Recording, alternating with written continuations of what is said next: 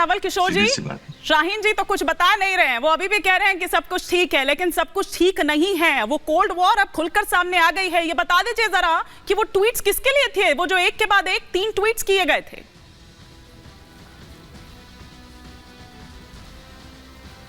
देखिए, जब कोई बात है ही नहीं तो कोई क्या राज खोलेगा इसमें। और आप तो जो ट्वीट डिलीट हो चुका है उस पर भी डिबेट करना चाहते हैं। ट्वीट तो ऐसा भी हुआ था जिसमें राम जी को छोटा बना दिया गया था और प्रधानमंत्री जी को बड़ा बना दिया गया था। अब फिर आप वहां पे ऐसी कोई बात नहीं है। जो सरकार अच्छे से चल रही है, जो सरकार अच्छे से चल रही है, उस सरकार को गाहे बगाहे काहे ऐसे हमले हो रहे हैं प्रोफेसर नवल किशोर? सरकार को गिराने, प्रोफेसर नवल किशोर, तो गाहे बगाहे काहे ऐसे हमले हो रहे हैं? कैसे पता? हाँ, अरे कैसे पता? वो ट्वीट इसीलिए हमने रख लिया। और मैंने तो कहा अपने संबोधन में सबसे पहले यही कहा कि बहुत लोग शायद मिस कर गए होंगे, कई तो स्क्रीनशॉट ले चुके होंगे उससे पहले। वैसे तो आपने भी रखा होगा किसी कोने में वो स्क्रीनशॉट। नहीं, ये काम तो आप करते ही रहते हैं। इसमें कौन सी बड़ी बात है? अच्छा, किसका ट्वीट बचा के रखना है, किसका ट्वीट खारिज कर देना है, ये करना तो आपका काम ही है। उसमें क्या फर्क पड़ता है? लेकिन सही बात ये है कि बिहार में सरकार अच्छे से चल रही है और भाजपा की परेशानी का कारण वही है। बाकी वहां पे कोई भी कयास लगाने पर ही बहुत समाचार चलते हैं और कयास लगते रहना चाहिए। हम लोग उसको रोक नहीं सकते। ये आपके सर्कमफ्रेंस में, आपके एरिया में है तो हम उसको कैसे रोक सकते हैं? लेकिन जो सही बात है कि सरकार चल रही है, जो सरकार 70 दिन में 2,17,000 नौकरी देने का रिकॉर्ड बना रही है, जातीय जनगणना कराकर आबादी के हिसाब से हिस्सेदारी तय कर रही है, उसके टूटने का इंतजार कौन कर रहा है? किसको इतनी जल्दी है? दबाव बना रहे हैं लालू जी नीतीश जी पर, और नीतीश जी थोड़े से असहज हो गए हैं सरकार में, इसीलिए ये घटनाक्रम बदल रहा है बिहार में। मैं आ रही हूँ प्रोफेसर नवल किशोर, बाकी गेस्ट का भी एक रिएक्शन लूंगी, लेकिन एक बड़ी खबर इस वक्त आ रही है कि सभी जेडीयू विधायक बुलाए गए हैं। ये इस वक्त बड़ी खबर आ रही है। मुख्यमंत्री नीतीश कुमार ने अपने सभी कार्यक्रम रद्द कर दिए हैं। झारखंड भी उनको जाना था, वो भी रद्द कर दिया गया है। बाकी भी जो तमाम जो अपॉइंटमेंट्स ली गई थी वो डायरी में, वो सारी काट दी गई है। और क्योंकि फोकस यहां पर है, क्योंकि घटनाक्रम यहां पर तेजी से बदल रहा है और शायद जो उन्होंने एक प्लॉट सेट किया था अब उस प्लॉट पर वो चल पड़े हैं। और इसीलिए जयराम विप्लव जी, ये कहा जा रहा है कि वो जो प्लॉट है ना, उसकी बात काफी आगे तक बढ़ चुकी है। इसीलिए लालू जी को बार-बार हिट किया जा रहा है उनको। देखिए, इसकी पृष्ठभूमि देखनी पड़ेगी। विपक्ष ने अपना नाम बदला, अपना रूप बदला, लेकिन नियत नहीं बदल पाई। नियत में जनता की सेवा नहीं मेवा है। कुर्सी के लिए ही सारी लड़ाई है। कोई कुर्सी छोड़ना नहीं चाहता। जिनकी चर्चा हो रही है उस गठबंधन में एक अनार और 100 बीमार हैं। और आज इंडी छोड़ो यात्रा की शुरुआत हो चुकी है। ममता बनर्जी जी ने इसकी शुरुआत की। उन्होंने ऐलान कर दिया अकेले लड़ेंगी, फिर भगवंत मान ने ऐलान कर दिया अकेले लड़ेंगी। आप पिच छोड़ के क्यों जा रहे हैं? आपको पता है मैं किस पिच की और किस प्लॉट की बात कर रही हूँ, तो बता दीजिए ना, आप क्यों जा रहे हैं? मैं उसी पिच पर कह रहे हैं कि बीजेपी के साथ बात बहुत आगे बढ़ गई है। वो जो छोटी सी विंडो थी जहां से झांक के देख रहे थे बार बार नीतीश कुमार कि अभी नहीं लग रहा है कि दरवाजा बन पाया, अभी नहीं लग रहा है कि दरवाजा बन पाया है, दरवाजा बन गया है लग रहा है।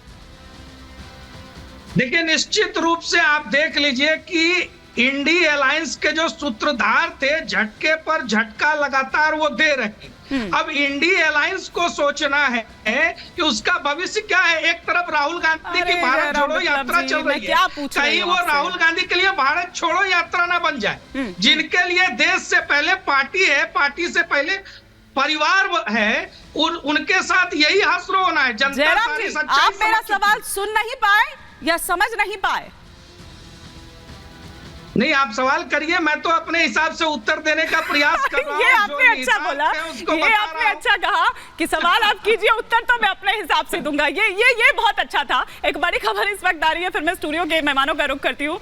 सुशील मोदी ने नीतीश की तारीफ की है। नीतीश कुमार वंशवाद पर खुलकर बोले हैं, ये सुशील मोदी ने कहा है। और आप देखिए कि किस तरह से चीजें बदल रही है। वो पलटू राम से अब नीतीश कुमार की तारीफ भी होने लगी है। ये कुछ कह रहा है क्या समीर जी? निश्चित रूप से देखिए हिमानी जी, नीतीश कुमार ने कभी भी परिवारवाद को बढ़ावा नहीं दिया, कभी भी भ्रष्टाचार नहीं किया। बिहार की राजनीति में सुशासन बाबू कहलाते रहे। कभी जंगल राज उन्होंने चलाया नहीं, भाजपा के साथ मिलकर सुशासन उन्होंने चलाया। और आप देखिए कल ही उन्होंने कहा था, कर्पूरी ठाकुर को जब भारत रत्न दिया गया तो नीतीश कुमार ने कितना अच्छा कहा था। उन्होंने कहा था कि कर्पूरी ठाकुर ने अपने परिवार को आगे नहीं बढ़ाया, कुछ लोग अपने परिवार को आगे बढ़ाना चाहते हैं। और आज उसके काउंटर करते हुए आपको मालूम है कि रोहिणी जी ने, लालू जी की बेटी ने एक ट्वीट किया था, बाद में जब मामला गर्म हुआ तो उन्होंने वो ट्वीट को डिलीट कर दिया। कैबिनेट की बैठक होती है, ब्रीफिंग नहीं होती है, तेजस्वी यादव चुपचाप रहते हैं, कुछ बोलते नहीं है। इतना बवंडर पटना की राजनीति में और बिहार में मचा हुआ है। तो कह रहे हैं कि इतना सब कुछ जो सरकार, लेकिन नीतीश कुमार एक शब्द भी नहीं बोल रहे कि ये सब गलत खबर चल रही है, बैठकों का दौर चल रहा है। तेजस्वी यादव कुछ नहीं बोल रहे कि नहीं हमारा गठबंधन मजबूत है। मुझे लग रहा है ये तय हो चुका है कि नीतीश कुमार समझ गए कि इन परिवारवादियों के साथ रह के, इन भ्रष्टाचारियों के साथ रह के मैं अपनी बच्ची खुची जमा पूंजी खर्च नहीं करना चाहता। और मुझे अगर चुनाव में जीतना है, बिहार में बने रहना है, तो मुझे वापस भारतीय जनता पार्टी के पास जाना होगा। और ये तय है। आप देखिए जिस दिन 30 तारीख को राहुल गांधी जब बिहार की में जाएंगे, उनकी रैली होने वाली है किशनगंज के अंदर 30 तारीख को, वहाँ नीतीश कुमार जा नहीं रहे। 31 तारीख को शायद नवादा में, पूर्णिमा में रैली है, उस दिन भी नीतीश कुमार नहीं जा रहे हैं। मुझे लग रहा है जिस दिन राहुल गांधी के कदम तो बिहार में पड़ेंगे, उसी दिन जिसे और मैं घोषणा कर देंगे जयराम विप्लव जी से मेरा तो प्रश्न ये है, भारतीय जनता पार्टी के साथ जा रहा हूँ। क्या मोदी मैजिक, फेस मोदी, मोदी चेहरा, मोदी का जादू क्या कमजोर पड़ गया है कि आप फिर से नीतीश कुमार जी के पास जा रहे हैं? आप तो बड़ी बड़ी बातें कर रहे थे, मोदी जी के नाम पे हम तो चुनाव जीतते हैं, मोदी जी के नाम पे चुनाव लड़ रहे हैं। अरे आप क्यों नहीं इसी तरह से आपने क्यों उनको नाराज किया? वो तो नहीं, देखिए जी, लोकतंत्र है, लोकतंत्र है, जिसको कल नाराज होना हो आपको निभानी चाहिए थी। सुन लीजिए जी, भूमिका नहीं निभा पाए आप, बिल्कुल ना निभा पाए। हम मीठी मीठी बात नहीं करते हैं। अच्छा, लोकतंत्र है, सबकी अपनी मर्जी है। राहुल गांधी इंडिया अलायंस का, ओबीसी के आरक्षण का, कास्ट सेंसस का, 5 न्याय की बातें जो राहुल जी ने कल करी हैं, पिछड़ों को, दलित महिलाओं को, एजेंडा है, उसको लेके आगे चलेंगे।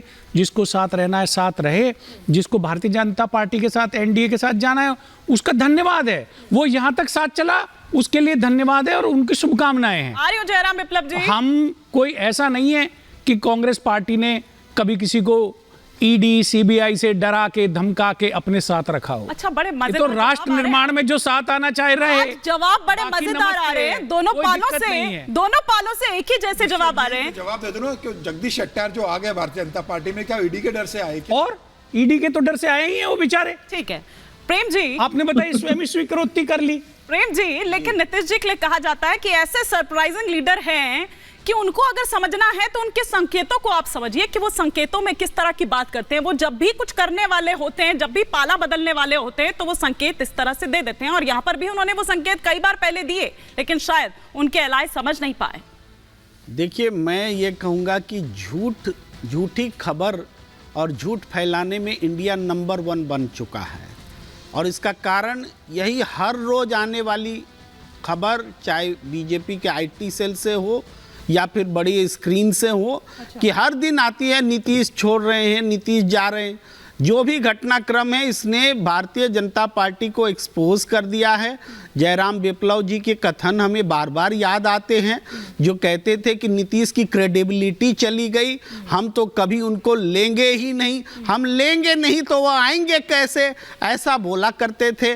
और अब जबकि कोई जा नहीं रहा है, लेकिन हवा जो क्रिएट है उसी में ये लोग एक्सपोज हो रहे हैं। इधर झूठ का कीर्तिमान बन रहा है देश में। नीतीश जाने वाले नहीं है, गठबंधन इंटैक्ट रहने वाला है, लेकिन ये लोग एक्सपोज हो गए कि हम ललायत हैं नीतीश कुमार को अपने पास लेने के लिए।